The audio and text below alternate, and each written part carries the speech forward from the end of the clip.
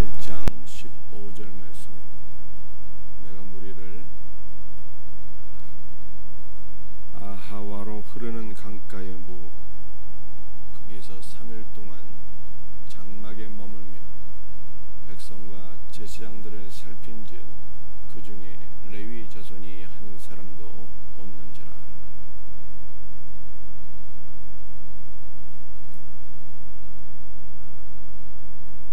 에스라를 중심으로 해서 2차 포로 귀환이 이루어지는데 에스라가 살펴본즉 그 중에 레위인이 한 사람도 없었다라고 하는 충격적인 말씀입니다. 1차 포로 귀환은 537년 주전 537년경 고레스에 의해서 이루어지게 되죠. 그리고 그 다음에 세 명의 왕들이 지나가게 돼요. 캄비세스 2세, 다리오, 아하수에로 이 세 명의 왕이 지나가게 되고 아닥사스다 때에 이르러서 제2차 포로 귀환이 에스라를 중심으로 이루어지게 되는데 에스라가 돌아가는 인원을 점검해 보니 백성도 있고 제사장들도 있었는데 레위 사람은 한 사람도 없었다, 이렇게 말씀하고 있는 것입니다. 히스기야 왕 때나 요시야 왕 때는 유월절을 지키는 일에 있어서 제사장들보다 레위인들이 더 열심히 있었다라고 성경이 말씀하고 있는데 지금 바벨론 포로로 끌려간 지 한 150년이 지나서 2차 포로 귀환이 이루어질 때는 레위인들은 한 사람도 없게 되었어요.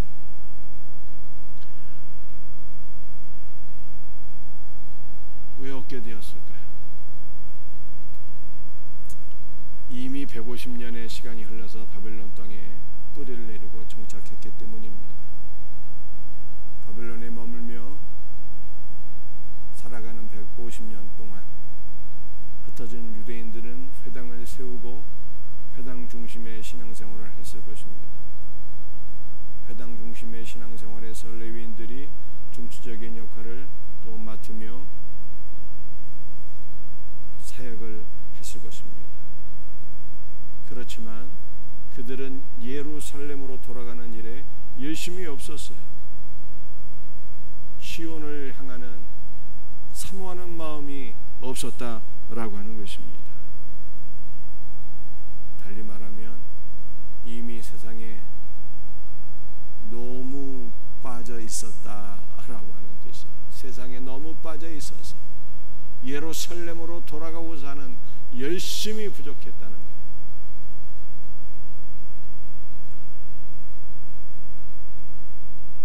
코로나 시절 통과하면서 많은 분들이 교회를 떠나게 되었는데 다시 돌아와야 될 사람들이 많이 있는 것이죠. 이른바 가나안족들. 전에는 교회를 다녔는데 지금 교회를 안 나가는 사람들. 왜 안 나갈까요? 믿기는 해야 되겠는데, 믿어야 되겠는데, 다시 돌아가야 한다라고 하는 것을 알면서도 주의 몸된 교회를 사모하는 열심이 없는 거예요. 이미 세상에 너무 깊이 빠져버린 것입니다. 우리 주변에 이와 같은 분이 널려 있어요. 우리는 믿어야 되겠다라고 하는 것, 돌아가야 되겠다라고 하는 것을 알면서도 돌아가지 못하는 자들을 위하여, 세상에 빠져서 세상에 사로잡혀서 돌아가지 못하는 자들을 위하여 기도하며 이들의 손을 붙잡고 주께로 돌아와야 되는 것입니다. 이와 같은 은혜가 있기를 주의 이름으로 축복합니다.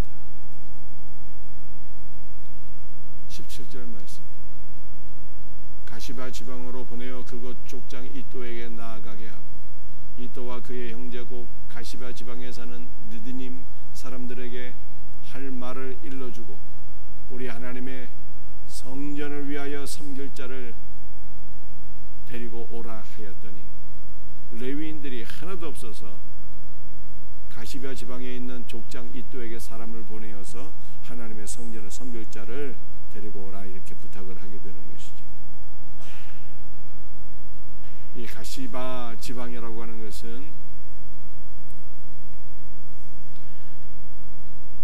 바벨론 북부에 위치한 한 성읍으로 알려져 있는데, 아마도 이곳에 레위인들을 훈련시키는 레위인 학교가 있었을 것으로 추정이 돼요. 이또가 레위인 학교의 리더인 것이죠. 그래서 이또에게 부탁하여서 하나님의 성전을 섬길 수 있는 그 젊은 일꾼들을 부탁하게 된 것입니다. 그래서 18절 말씀을 보게 되면 18명의 레위인들이 동참하게 되고요. 또 19절 말씀을 보게 되면 20명의 레위인들이 동참하게 되고요. 도합 38명이죠. 또 20절 말씀을 보게 되면 이 느디딤 사람 220명이 동참하게 되는데, 이 느디님 발음도 어려워요. 느디님 사람들이라고 하는 것은 성전에서 봉사하고 섬기는 가장 이 낮은 계급의 사람들을 의미하는 것입니다. 그러니까 레위인들을 돕는 자들이, 레위인을 도와서 성전에 섬기는 사람. 성전에서 섬긴다라고 하는 것은 기본적으로 레위인을 가리키는 것인데, 아주 레위인을 돕기 위한 일꾼들. 그래서 총 258명의 레위인들과 섬기는 자들이 동참하게 되었다라고 하는 것입니다. 여러분들, 이 레위인들은요, 성전에서 섬기는 자라고 제가 말씀을 드렸어요. 섬긴다라고 하는 단어가 예배한다, 제사한다라고 하는 단어와 같은 단어예요. 그러니까 우리는 두 가지로 하나님을 예배하는 것입니다. 영과 진리로 하나님을 예배하는 것이고요, 우리 몸으로 섬김으로 하나님을 예배하는 것입니다. 주일날 9시 오전 11시 예배만 예배가 아니라 가정과 직장과 사업장에서도 주의 몸된 교회 안에서 여러분들이 몸으로 일하고 봉사하는 모든 것들이 사실은 하나님께 드리는 예배라고 하는 것이죠. 그 성경이 지금 에스라 8장 말씀은 두 가지를 강조하는데, 뭐를 강조할까요? 혼자서는 안 된다는 거예요. 에스라 혼자서는 안 된다는 거예요. 에스라도 있어야 되지만, 말씀 사역자도 있어야 되지만, 제사장도 있어야 되는 것이고요, 그 다음에 레위인도 있어야 되는 것이고, 백성들도 있어야 된다라고 하는 것을 성경이 말씀하고 있는 것입니다. 하나님의 사역은 한 사람이면 패하겠거니 와요. 두 사람이면 능히 감당하나니 삼겹줄은 쉽게 끊어지지 아니한다라고 하는 말씀처럼 혼자서는 안 되고 연합하여 함께 사역해야 된다라고 하는 것을 성경이 우리들에게 말씀하고 있는 것입니다. 교회 안에 여러 지체들이 다 필요한 거예요. 교회 안에는 필요 없는 지체가 없는 거예요. 눈이 손도로 필요 없다 하면은 그 눈이 어떻게 되겠습니까? 모든 지체와 더불어서 하나가 되어서 주님의 일을 잘 감당할 수 있는 복된 은혜가 있기를 주의 이름으로 축복합니다.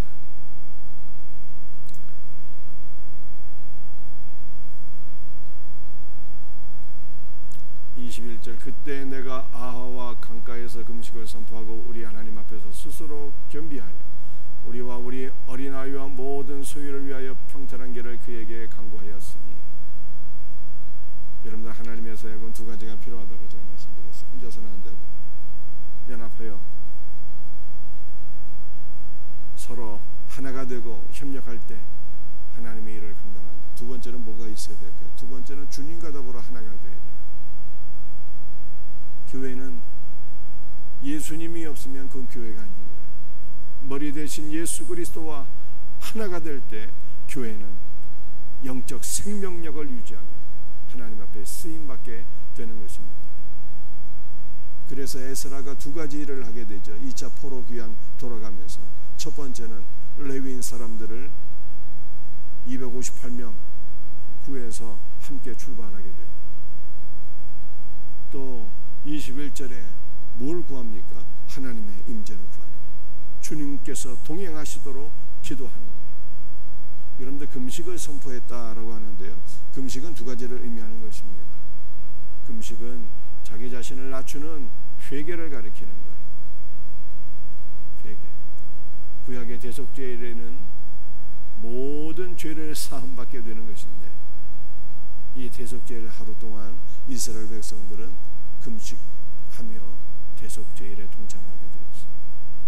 자신의 죄를 회개하고 하나님 앞에 자신의 교만을 돌이키고 스스로 낮추는 것이 바로 금식이에요. 여러분들, 금식이 의미하는 것은 회개이며, 또 한 가지 금식이 의미하는 것은요, 바로 기도인 것입니다. 그래서 금식과 기도는 한 단어처럼 쓰이잖아요. 금식, 기도. 금식한다는 것은 기도한다는 것을 의미하는 거예요. 여러분들, 기도가 무엇입니까? 기도는 주님의 임재를 사모하며 간구하는 거예요. 여러분들, 금식은 육신의 양식을 끊는 것입니다. 육신의 양식을 끊는 것은 내 육신의 힘으로는 할 수가 없으니 전능하신 하나님께서 나와 함께하여 주옵소서. 이 문제는 육신의 양식, 육신의 힘으로는 감당할 수 없는 문제이므로 주님을 의지합니다. 주님께서 함께하옵소서. 주님의 임재를 구하는 것이 금식 기도인 거예요. 에스라는 2차 포로 귀환을 통해서 예루살렘으로 올라가서 영적 회복을 이루어야 돼요. 돌아가는 길이 멀고 험하며, 돌아가고 난 이후에 예루살렘에서 감당해야 될 그 영적 사역, 영적 회복의 역사를 자기의 힘으로는 감당할 수 없는 것을 알아서 금식하며 육신의 힘을 내려놓고 전능하신 하나님의 도우심과 그분의 능력과 그분의 임재를 간구했다라고 하는 것입니다. 여러분들, 우리가 승리하려면 두 가지가 있어야 되는 거예요. 연합하여 하나가 되어야 되고, 주님의 도우심이 있어야 되는 거예요. 주님의 은혜가.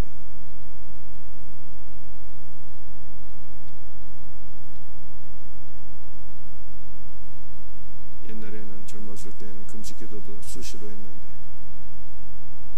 늙으니까, 늙다고 표현해서 죄송합니다. 나이가 드니까 금식도 쉽지 않더라고요. 에스라는 금식하며 전적으로 주님을 의지하며 기도했다라고 말씀했어요. 오늘 우리도 무슨 일을 하든지, 특별히 우리 생명샘 축제 우리 목전인데 전적으로 주님의 도우심을 의지하며 기도할 수 있는 복된 은혜가 있기를 주의 이름으로 축복합니다. 22절 말씀. 이는 우리가 전에 왕에게 이르기를 우리 하나님의 손은 자기를 찾는 모든 자에게 선을 베푸시고 자기를 배반하는 모든 자에게 권능과 진노를 내리신다 하였으므로 길에서 적군을 막고 우리를 도울 보병과 마병을 왕에게 구하기를 부끄러워하였습니다. 에스라가 금식 기도했잖아요. 이유가 두 가지라고 말씀드렸죠. 첫째는 가는 길이 멀고 험해요.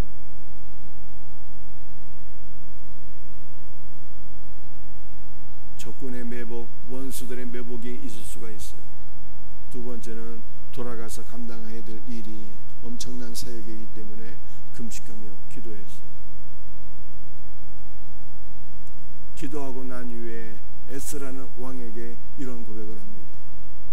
하나님의 손은 자기를 찾는 모든 자에게 선을 베푸시고, 하나님을 찾고 의지하며 기도하면 하나님은 어떠한 위험 속에서도 하나님을 찾고 의지하는 자들을 지켜주시고 보호해 주신다는 거예요.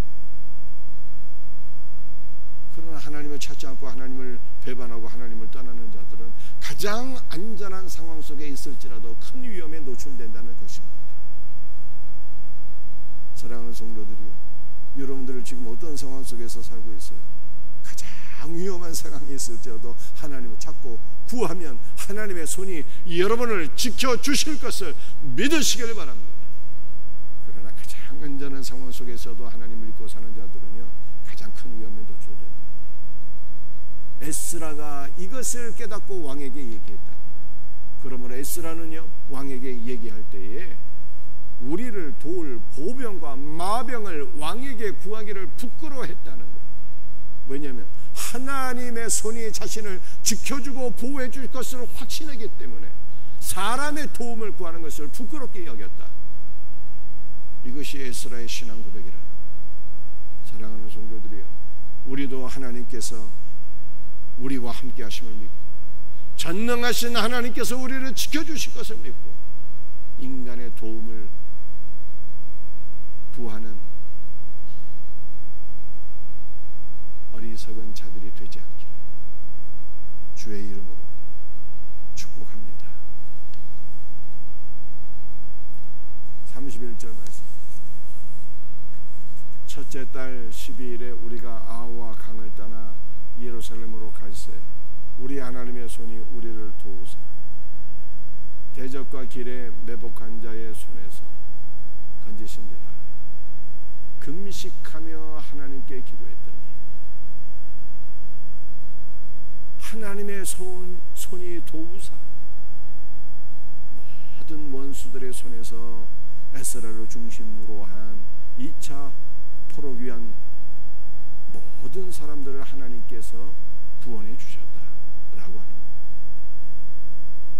우리도 일평생 주님을 찾고 의지하고 기도함으로 모든 원수들의 손에서 모든 원수 마귀의 공격으로부터 하나님께서 우리를 지켜주시고 보호해 주시는 은혜가 있기를 주의 이름으로 축복합니다. 자, 그런데 이 38절 말씀이 우리의 소망인 거예요. 31절 말씀. 기도하고 하나님의 도우심을 간구했더니 마침내 어디로 가게 되었다고요? 예루살렘으로 가게 되었다고요. 예루살렘으로. 여러분, 이 말씀이 바로 우리의 영원한 운명을 가리키는 거예요.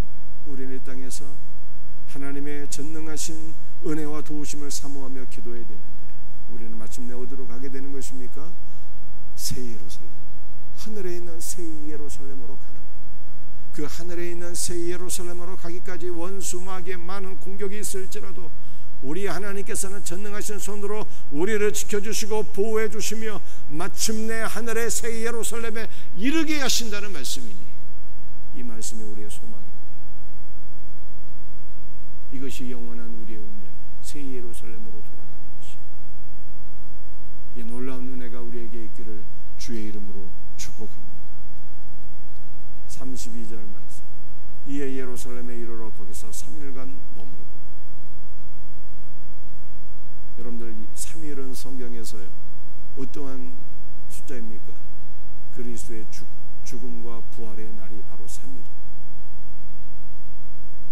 그러므로 하늘의 새 예루살렘은 어떠한 곳인가를 우리들에게 보여주고 있는데 하늘의 새 예루살렘은 그리스도의 부활 생명이 충만한 곳입니다.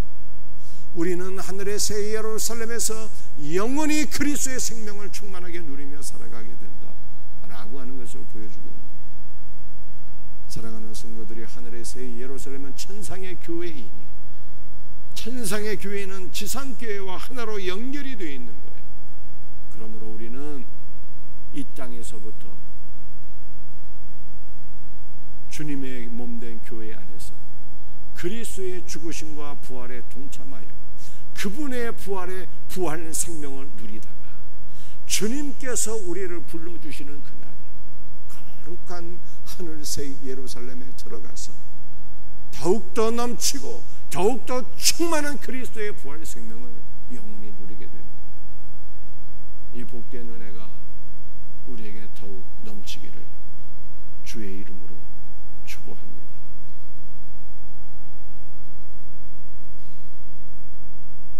35절.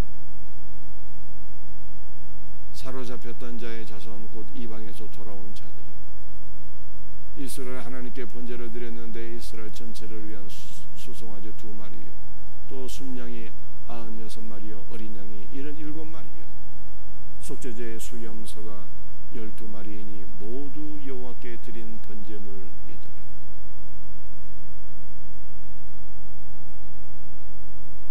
2차 포로 귀환하게 되었습니다. 그들이 예루살렘에서 하나님께 번제를 드렸는데 여러분들 숫자를 보세요. 이스라엘 전체를 위한 수송아지가 12마리, 순양이 96마리인데 이것은 12 곱하기 8이 되는 것입니다. 77마리는 7이 완전 숫자인데 완전수가 2번 반복되었고요. 또 속죄제의 수염소도 12마리. 여러분들 10이라고 하는 숫자가 3번 반복되죠. 3번. 여러분들 12는 무슨 숫자입니까? 12는 이스라엘 12지파를 가리키는 거예요. 그러므로 에스라 8장 35절은 이스라엘 12지파가 온전히 하나가 되어서 하나님을 예배하게 될 것이다 라고 하는 것을 보여주고 있는 것입니다. 그래서 에스라 8장에서는요 2가지가 계속 강조가 되는 거예요. 모든 성도들, 모든 백성들이 하나 될 것과 또 위로는 주 예수 그리스도의 부활 생명에 동참해서 그리스도와 하나 되는 것을 계속 강조하고,